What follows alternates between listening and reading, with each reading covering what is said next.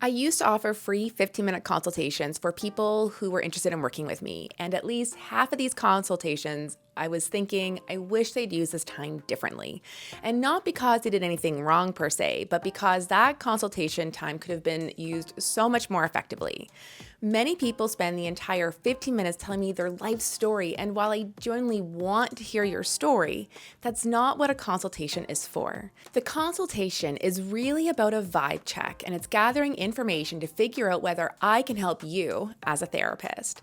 And it's your opportunity to decide whether I have the expertise that you're looking for, whether you like when I work and how I work, and whether I'm the right fit for you.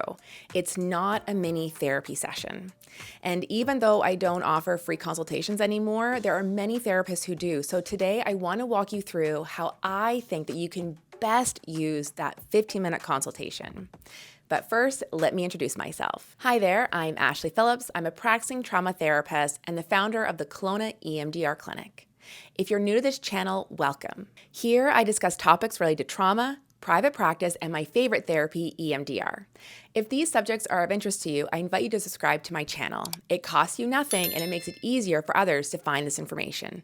Okay, let's get back to it. I'm going to assume that if you are at the stage where you're ready to have a consultation with a potential therapist, you've already looked at that therapist's website, you've read their bio, and you've gone through their FAQs. And you're generally thinking that this therapist can help you with your concerns. So at the start of the consultation, first give the therapist a clean, concise snapshot of what's bringing you in. For example, you're at work and you're having a really hard time receiving feedback and you want to improve this, or you're in a relationship with someone and there's a lot of conflict between you and your partner about their family. Then you want to get a sense of who the therapist is, how they work, and whether you feel confident putting your care in their hands. You might want to ask questions like, well, how would you typically approach treating my concern? What treatment methods do you usually use? Is this something you work with regularly? Can you walk me through what treatment might generally look like? I also think it's helpful to ask questions that you didn't already find answers to on their website. For example, how often do you typically recommend clients come in? How do you generally structure treatment? Do you tend to work short-term or long-term? Is it a requirement to do homework?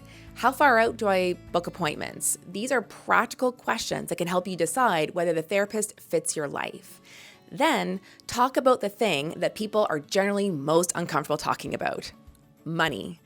Some people have incredible extended benefits, others have to pay out of pocket, and as uncomfortable as it may feel, it's important to talk about this.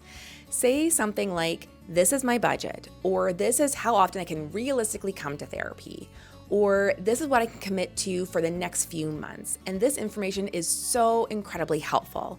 In my own practice, I will create treatment plans around what a client can realistically commit to. So for example, I offer EMDR intensives. Those require clients to pay upfront because they're longer appointments and they're a completely different treatment format. And they're an amazing option for some people, but they're not financially realistic for everyone, and that is okay. If someone tells me that's outside their budget, then we simply look at another treatment plan that works better for them.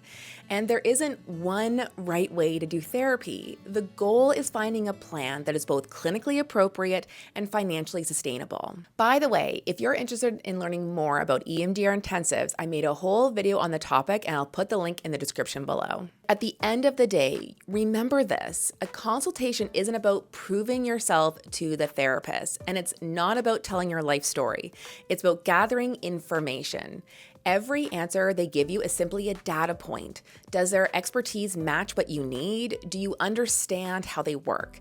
Does your schedule fit theirs? Does the financial commitment work for you? Did you leave that consultation feeling understood and confident? And if the answer is yes, then you've probably found someone worth booking with.